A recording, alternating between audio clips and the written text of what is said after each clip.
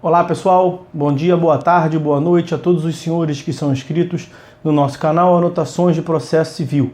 Se você ainda não é, eu sou o professor Arthur Vieira e depois que eu concluí o meu doutorado em Direito Processual, eu resolvi me dedicar a esses veículos de comunicação para que eu pudesse transmitir aos senhores conhecimento jurídico de qualidade e de forma gratuita.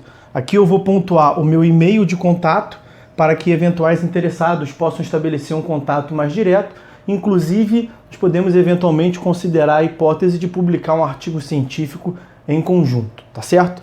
Bom, gostaria de pontuar também com os senhores o nosso canal no YouTube. Se você ainda não é inscrito, basta clicar no ícone do livro que fica no canto inferior do vídeo para que você se inscreva. Sugiro também que você clique no ícone do sininho para que você possa ativar as notificações dos vídeos que são constantemente disponibilizados por aqui. Gostaria de apresentar também aos senhores a nossa plataforma acadêmica arturvieiracursos.com.br, arturvieiracursos.com.br, onde os senhores encontrarão cursos online de modo gratuito, inclusive com a emissão de certificado válido em todo o território nacional. Tá certo? Então, após a pausa, nós vamos tratar do vídeo de hoje. Então, meus amigos, depois de uma série de vídeos tratando a respeito da teoria geral do direito probatório, nós vamos começar no vídeo de hoje a tratar das espécies de prova. Vamos começar pelo depoimento pessoal. Vamos fazer a leitura, portanto, do nosso livro, Anotações de Processo Civil, por esse tópico que está na tela aí para os senhores, das espécies de provas. Serão uma sequência de vídeos, uma diversidade de vídeos para tratar sobre as diversas espécies de provas. Vamos começar pelo depoimento pessoal, vamos a ele sem maiores delongas. Depoimento pessoal. Em geral, quem melhor conhece os fatos da causa são aqueles que nela estão envolvidos, vale dizer, as partes. Depoimento pessoal é o meio de prova pelo qual o juiz reconstrói os fatos litigiosos ouvindo-os diretamente das partes. É importante meio de prova que pode ser requerida pela parte ou determinada de ofício pelo juiz. Muitas vezes a comunicação escrita não é suficiente para mostrar o que realmente ocorreu, até porque quem redige as peças técnicas, por exemplo, a petição inicial, contestação, não é a própria parte, mas o seu advogado. Ou seja, os fatos chegam ao juiz já filtrados pelo advogado, que os ouviu da parte. Nessa transmissão de conhecimentos pode ocorrer omissão de detalhes relevantes, às vezes fundamentais. Pode ainda haver o emprego de artifícios retóricos que eliminam a clareza da descrição dos fatos. Assim, o depoimento pessoal dá a oportunidade ao juiz para colher a informação diretamente da fonte, inquirindo a parte sobre todos os pormenores que interessem para a solução da lide. Por muito tempo, vinculou-se, em termos absolutos, o depoimento pessoal à confissão. Aquele existiria em função dessa. O papel do depoimento pessoal seria o de conseguir uma confissão do depoente. Essa concepção não merece mais prevalecer. Obviamente, a confissão é o mais relevante resultado probatório que talvez se possa atingir com o depoimento pessoal, mas não é o único. Mesmo sem haver confissão, o juiz pode extrair elementos instrutórios relevantes do depoimento da parte. Por outro lado, nem toda confissão advém de um depoimento pessoal. Esses aspectos serão retomados adiante. Então, sujeitos do depoimento pessoal. Preste depoimento quem tiver a condição jurídica de parte, ou seja, além do autor e do réu, todos aqueles terceiros intervenientes que assumem a posição de parte, como, por exemplo, o litisdenunciado, o chamado ao processo ou o assistente litisconsorcial. Disso resulta que, por exclusão, todas as demais pessoas que venham a depor em juízo não prestam propriamente depoimento pessoal.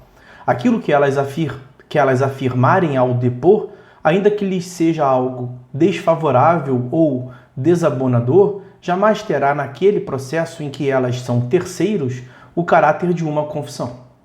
A testemunha, o perito, o assistente técnico, conquanto compareçam em audiência e respondam às perguntas formuladas, daí esse ato também ser denominado depoimento, não prestam depoimento pessoal. O mesmo ocorre com o assistente simples e o amicus curiae, terceiros intervenientes que não assumem a condição de parte. Características do depoimento pessoal: pessoalidade e indelegabilidade. Apenas a parte pode depor, não se admitindo, em regra, que o advogado ou outro procurador preste depoimento em seu lugar, mesmo com poderes expressos, porque o escopo é trazer à luz os fatos vivenciados pela parte e não por outrem. Trata-se de atividade pessoal e indelegável.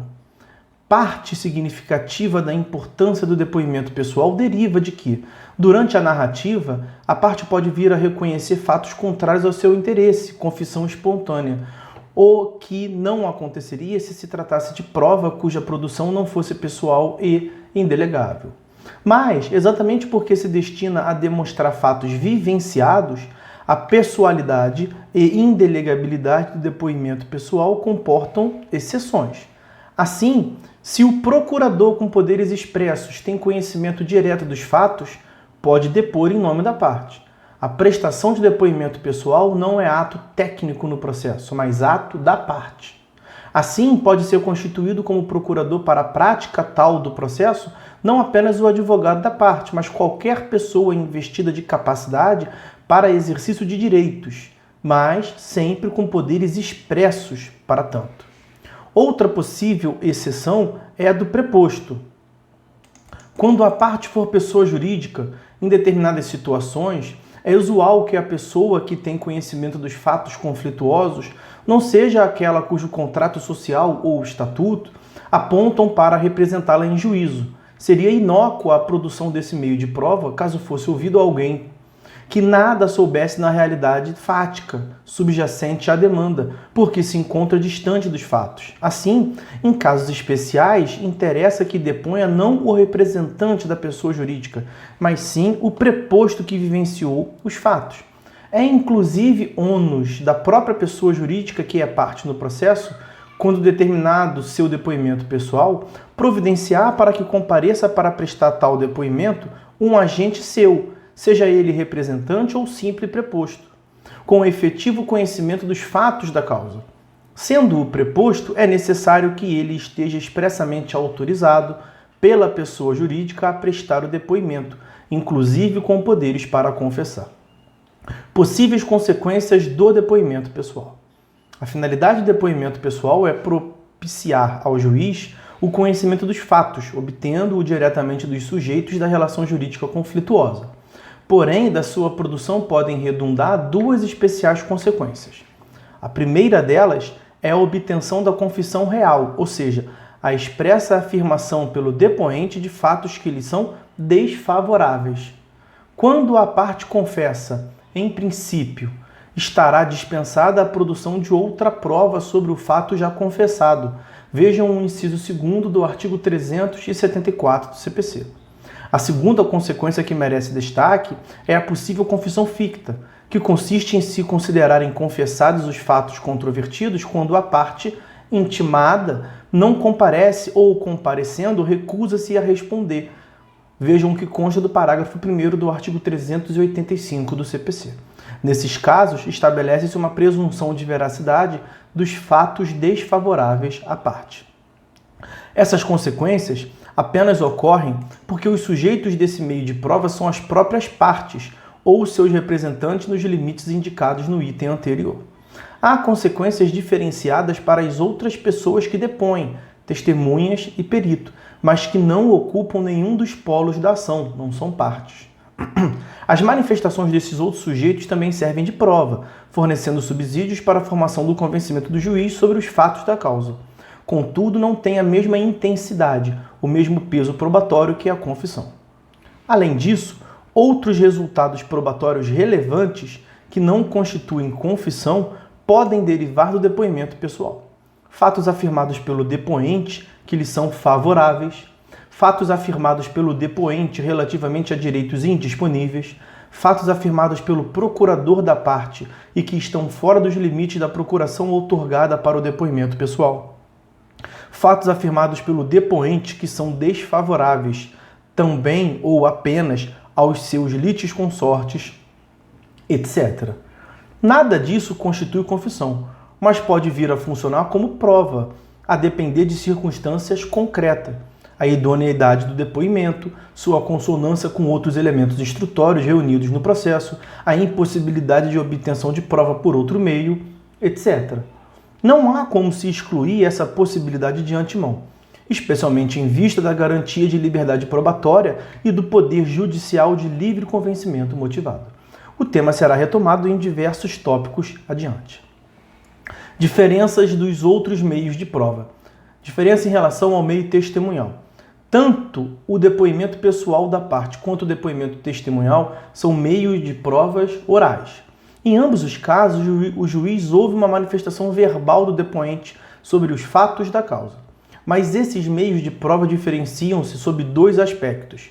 O primeiro, mais óbvio e já destacado, concerne ao sujeito depoente, a própria parte ou seu representante nos limites indicados acima, no depoimento pessoal, ou um terceiro na prova testemunhal. O depoimento pessoal também se diferencia da prova testemunhal sob o aspecto objetivo. A testemunha não deve emitir juízo de valor, opiniões, mas limitar-se a relatar os fatos que presenciou. Já o depoimento pessoal pode também abranger, em alguma medida, a manifestação do depoente sobre juízos, impressões, sentimentos que ele teve por ocasião dos fatos da causa.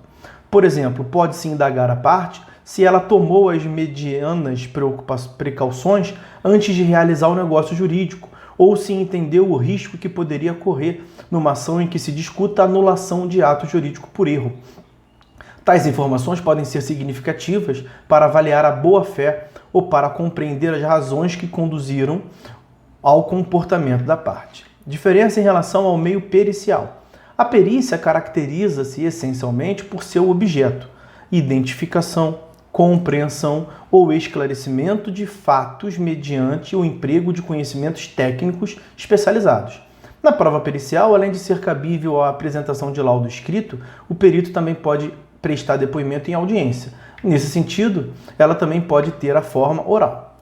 Mas, ainda que a parte tenha formação científica na área de conhecimento que envolve os fatos litigiosos, seu depoimento pessoal jamais poderá ser identificado com nem equivaler à prova pericial. O juiz não tem como simplesmente acatar, como se elas proviessem do perito, as informações técnicas e científicas apresentadas pela parte, as quais, precisamente por exigirem conhecimento especializado, não podem ser por ele, juiz, verificadas quanto ao seu acerto.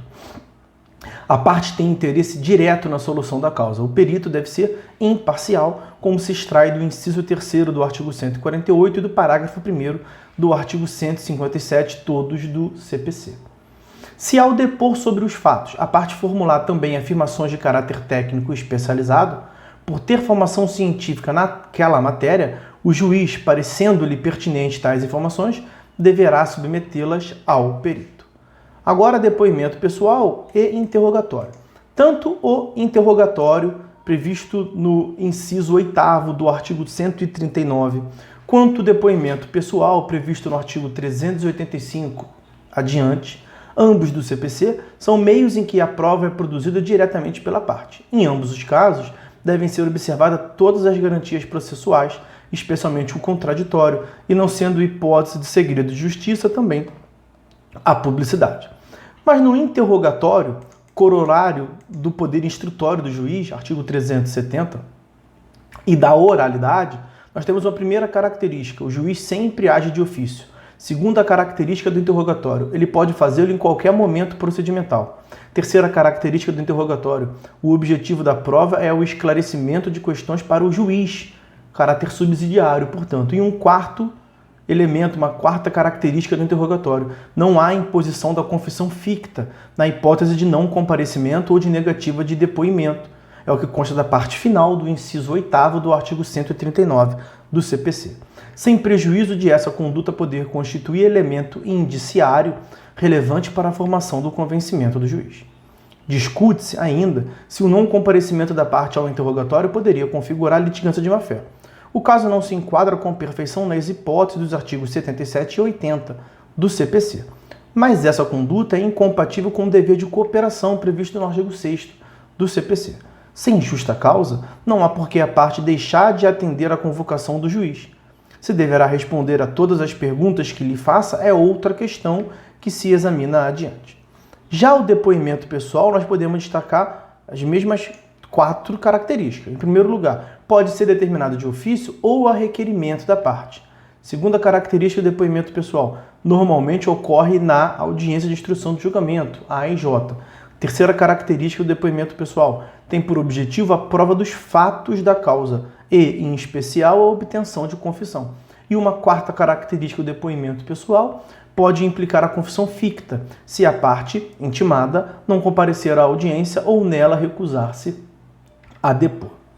Em suma, o interrogatório é a expressão do poder que detém o juiz de, a todo tempo, chamar a parte à sua presença, para ouvir diretamente dela esclarecimentos que julgue pertinentes. Em outras palavras, para poder diretamente conversar com ela. Nada impede que, no interrogatório, venha a ocorrer uma confissão espontânea da parte, pois essa pode dar-se em qualquer sede e momento, até mesmo extrajudicialmente. Mas não é esse propriamente o foco do interrogatório. O depoimento pessoal, por sua vez, constitui o meio típico de, no momento da instrução probatória, ouvir-se a parte, tendo-se em vista especialmente, ainda que não exclusivamente, a confissão. Tanto são distintos os institutos que, ainda que o juiz tenha realizado o interrogatório anteriormente à audiência, não está obstado o requerimento ou a determinação ex officio da colheita do depoimento pessoal. Legitimidade para requerer o depoimento pessoal. O requerimento de depoimento próprio. Como indicado, o juiz pode determinar de ofício o depoimento pessoal das partes. Não bastasse a regra geral que confere poder de iniciativa probatória ao juiz, previsto no artigo 370, o artigo 385, em seu caput parte final, explicita essa possibilidade. Qualquer das partes pode também requerer o depoimento pessoal da parte adversária. Mas a parte poderia requerer o seu próprio depoimento pessoal em juízo?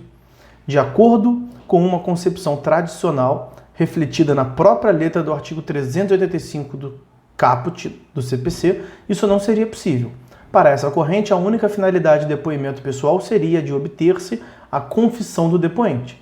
Nessa ordem de ideias, a parte não teria interesse processual em pedir o próprio depoimento para provocar a própria confissão. Todavia, na medida em que se reconheça no depoimento pessoal um meio de prova equiparável a qualquer outro, esse limite perde a razão de ser. O juiz pode extrair subsídios instrutórios relevantes, mesmo das afirmações fáticas feitas pela parte que a ela sejam indiferentes, mas eventualmente relevantes para outros litisconsortes, ou mesmo favoráveis. Ou seja, a confissão não é o único escopo do depoimento pessoal da parte. Não se ignora que a parte tem direto interesse na solução da causa, e que isso pode afetar a idoneidade de seu depoimento. Mas cabe ao juiz, tomando em conta esse aspecto, atribuir às afirmações da parte o valor que elas possam merecer à luz do contexto probatório. Ou seja, a parcialidade da parte é fator a ser sopesado na valoração da prova, mas não impede a consideração do depoimento para fins probatórios outros que não a confissão. É o que se extrai, inclusive, do inciso 2º do parágrafo 2º do artigo 447, combinado com os seus parágrafos 4º e 5º todos do CPC. A parte na causa é impedida de testemunhar, mas pode mesmo assim ser ouvida, independentemente de compromisso, devendo o juiz atribuir a seu depoimento o valor que possa merecer motivadamente.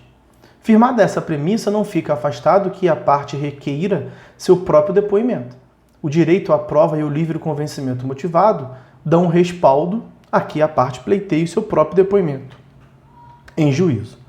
Não se ignora que o Código alude expressamente a, aspas, requerer o depoimento pessoal da outra parte.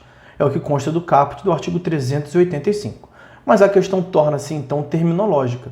Se essa hipótese não for qualificada como depoimento pessoal, por discutível o apego à letra do artigo 385 caput, será um caso de depoimento testemunhal da própria parte, sem prestação de compromisso, nos termos das regras acima citadas.